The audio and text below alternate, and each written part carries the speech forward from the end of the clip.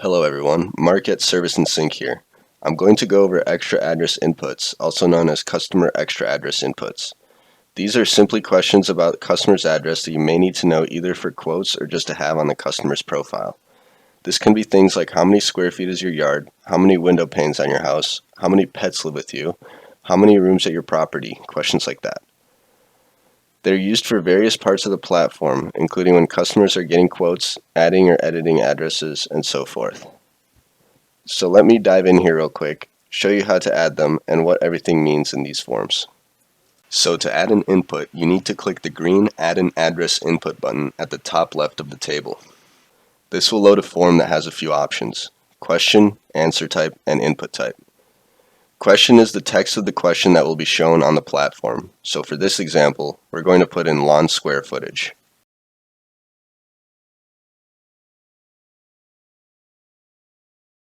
For answer type at the time of making this video, we only have positive whole numbers, which covers almost everything necessary. I know some people ask what if I offer different types of materials or types of service. Well, for that you would actually create a separate package, and you can see how to do that in the Settings, Packages and Pricing section. There is a separate video there that goes over it. So moving on, we have input type. So hidden from customer is an address variable or input that can only be entered manually by the staff. The customer will not be able to add these themselves. The other two types are slider and spinner, and I'll go through both of those one by one. For this first example, we'll choose spinner, and spinner is ideal for numerical values that don't have a definite maximum. So let's say square footage doesn't have a maximum when you quote out pricing, as opposed to something like how many pets do you have, which would be better for slider. An example would be if you're cleaning carpets and you know that once there are 5 dogs, the amount of time to clean the carpet will be the same regardless if there's 5 or 15 dogs. So in a definite maximum situation like that, it is better to use a slider. And I'll show you the slider in the next example. So for now, let's move on with the spinner so you can see exactly what it is and how to set it up. The default value is what the value will show as before the customer makes a change to the spinner or slider. This should be something close to what will be the most common answer. In our example, I'm going to put 10,000 for 10,000 square feet. Minimum is the absolute minimum allowed for this input.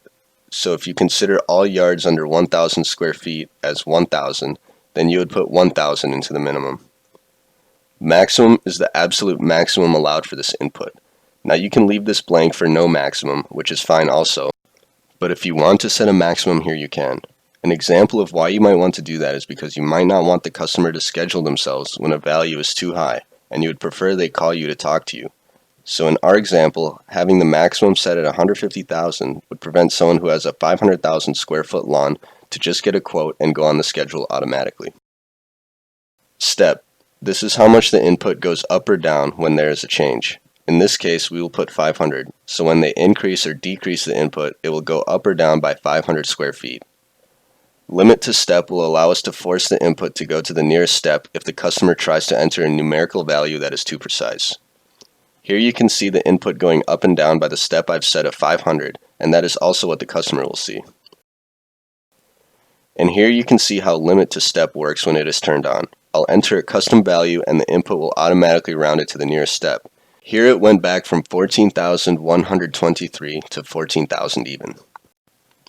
So the required option simply makes it so that the customer has to have a value in there before they proceed, and most of the time they will, even if they just leave it as default. But there is a chance they could completely remove the digits and leave it as blank, and if required is set, then it would force them to enter a value before they can proceed. Once everything is set, click the Submit button to save it. Alright, so let's do one more, and this time I'll do a slider so you can see the difference. We'll do how many dogs live on the property. So we'll set it to slider input type. We'll set the default as 2. This could be for something like a dog sitting business where they have at least 1, but most customers have 2. So default is 2. Minimum is 1 because we can't go to dog sitting with 0 dogs. And we'll set the maximum to 5 dogs. And for this one, we actually price 5 dogs, the same as 10 dogs. Once they go over 5, it's the same thing service-wise for us. So in this case, we'll enable the maximum show plus option.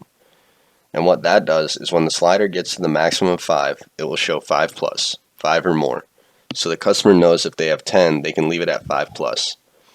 If you want it to be a maximum of 5 and no more dogs, then take out the show plus and it will remain as 5 without a plus at the end. Alright, so let's save this one and let's do one more spinner for good measure.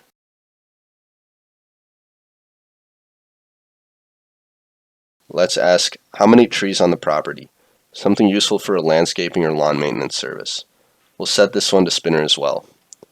We'll set the default to 2 because that is the average for our customer, minimum to 0 because some customers don't have any trees, and we'll leave the maximum blank because we can work on as many trees as they have.